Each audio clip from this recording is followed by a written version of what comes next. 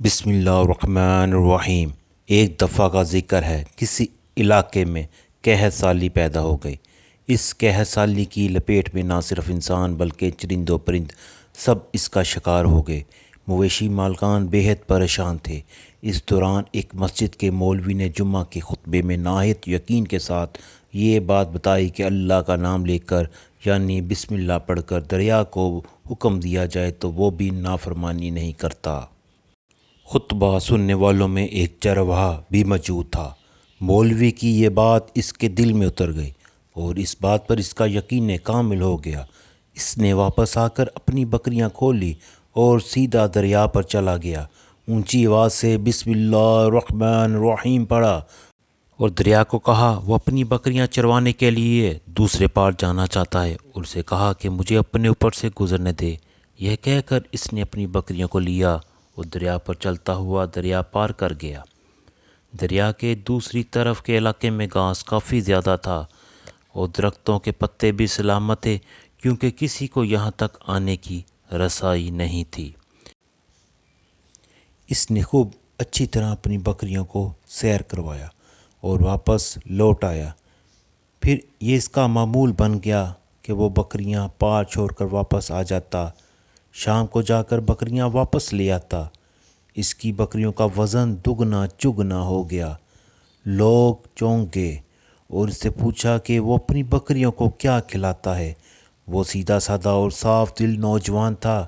اس نے صاف صاف بات بتا دی کہ جناب میں تو بسم اللہ الرحمن الرحیم پڑھ کر دریا پر چل کر اپنی بکریاں دوسری طرف چروانے لے جاتا ہوں۔ یہ بات سب نے سنی مگر کسی نے اس چرواہے کی بات پر یقین نہیں کیا کیونکہ یہ ناقابل یقین بات تھی۔ مگر بات ہوتے ہوتے مولوی صاحب کے پاس پہنچ گئی۔ مولوی صاحب نے اس چرواہے کو بلایا اور سارا ماجرا پوچھا۔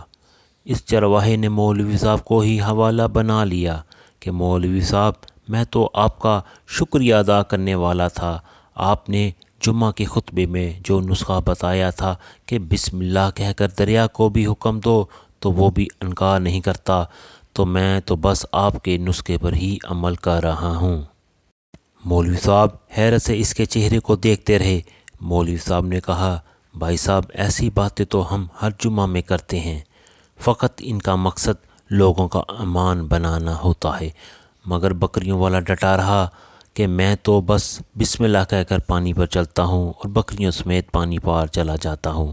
آخرکار مولوی صاحب نے صبح خود یہ تجربہ کرنے کی ٹھانی، جسے دیکھنے چرواہے سمیت پورا علاقہ بھی آ گیا۔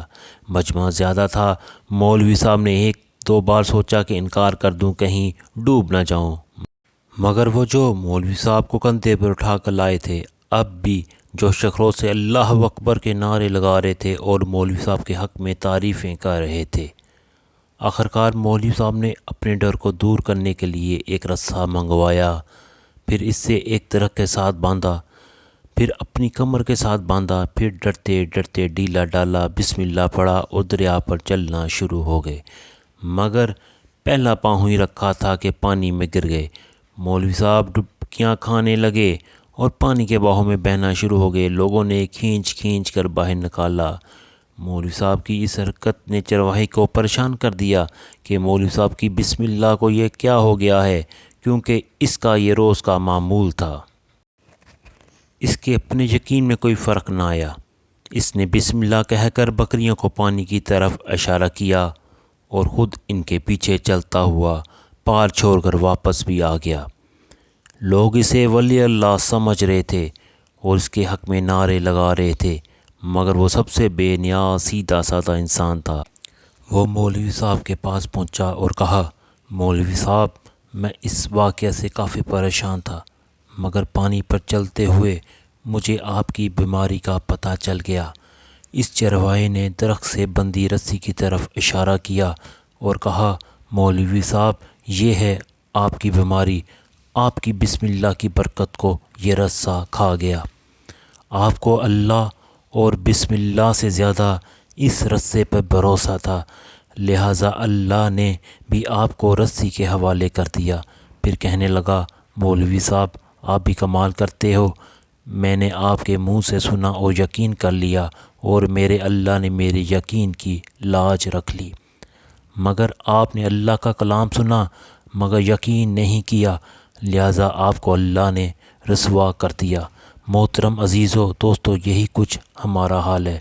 ہماری نمازوں اور دعاؤں کا حال بھی یقین سے خالی ہے۔